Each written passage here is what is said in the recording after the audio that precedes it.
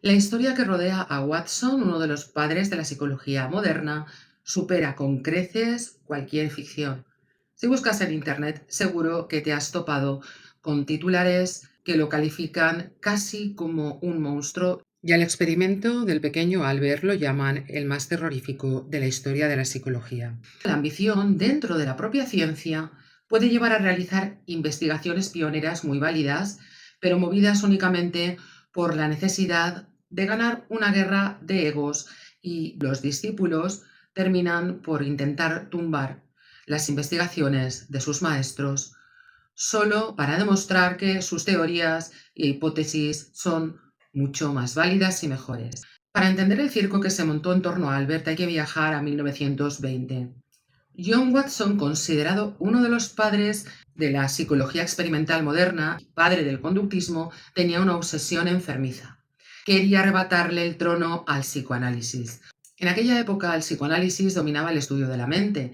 Se hablaba de traumas infantiles ocultos, del inconsciente y de pulsiones oscuras que nadie podía medir, mientras que otra corriente empezaba a abrirse paso con fuerza, la psicología experimental, y quería dejar de ser una disciplina casi filosófica para convertirse en una auténtica ciencia. Investigadores como Pavlov ya estaban demostrando que el comportamiento se podía estudiar en un laboratorio, medirse y reproducirse.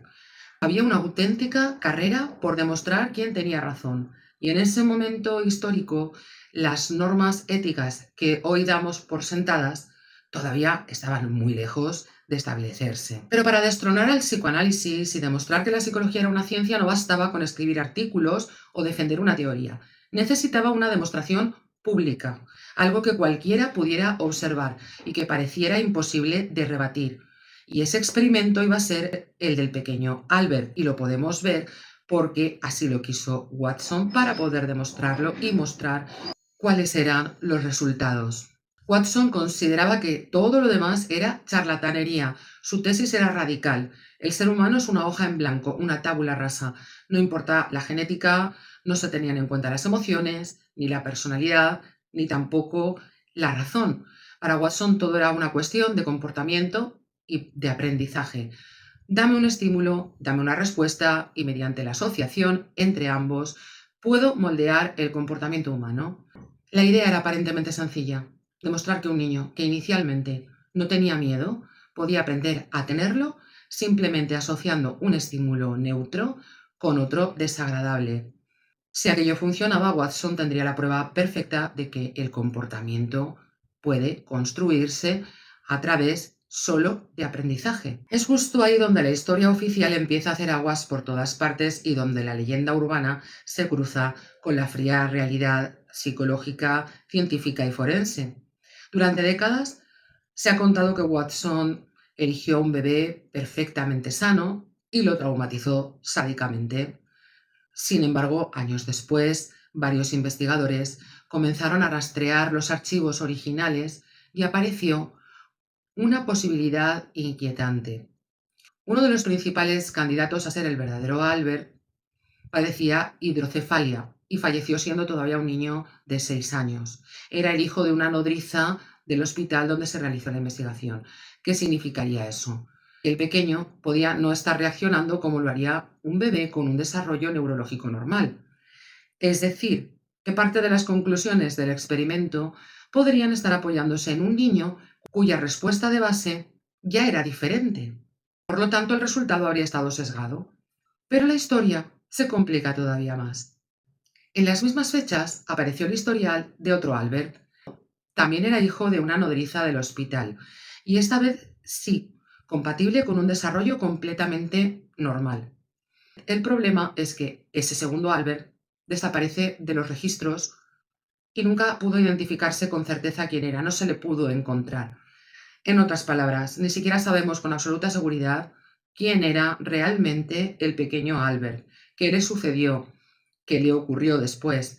Y ojo con esto, porque aquí hay que desmontar otro de los grandes bulos que circulan por internet e incluso en muchas aulas universitarias. A Watson se le suele pintar casi como un monstruo de película, de terror, que tuvo al niño encerrado, aterrorizado, en malas condiciones y sometido durante meses a este condicionamiento en un laboratorio. Pero cuando se revisa cómo se desarrolló realmente el estudio, la imagen cambia mucho. Watson era muy consciente de que necesitaba proteger la validez de su investigación con datos científicos frente a sus rivales académicos, así que realizó sesiones muy concretas, controlando el tiempo de exposición del niño y evitando prolongarlas innecesariamente. No era una tortura permanente, día tras día, durante horas. Era un estudio apresurado, rápido, con enormes limitaciones metodológicas y completamente inaceptable desde el punto de vista ético actual.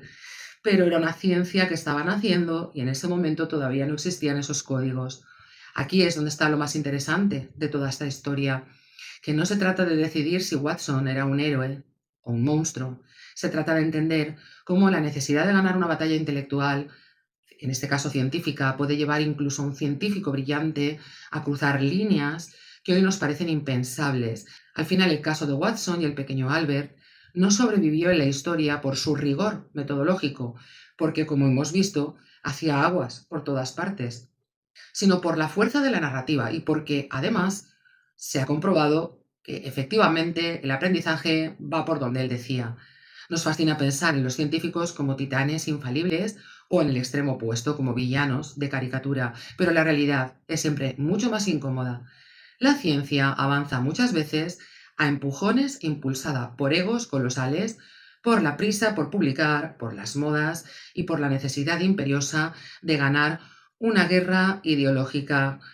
Y un siglo después seguimos comprando relatos muy simplificados porque encajan muy bien con lo que siempre se ha contado y con cierto morbo. Nos gusta el mito del monstruo y nos gusta la leyenda del genio implacable. Vemos las imágenes y se nos hacen horribles porque lo son, pero lo cierto es que si levantamos la alfombra y miramos lo que hay debajo, nos encontramos con una historia de ambición que todavía continúa y solo tenéis que pensar con las empresas tecnológicas, en las universidades, grupos de investigación, investigaciones contradictorias y así un largo etcétera de teorías que tumban a otras teorías, investigaciones que se hacen para demostrar que yo sé más que tú, yo soy mejor que tú, me quiero llevar esta subvención o quiero hacer más publicaciones. En definitiva, la historia de Watson es una historia que se sigue repitiendo hoy en día sin pequeño Albert por en medio. Es la historia de cómo la humanidad en general y la ciencia en particular se han ido construyendo a través de rivalidades y ambición. Si os ha gustado este análisis un poquito distinto, os pido que me dejéis vuestra opinión en los comentarios. Sé que hay mucha información por internet de todo tipo, yo lo he investigado muy a fondo, y que os suscribáis y que me apoyéis para que pueda continuar con el canal, que me está costando mucho.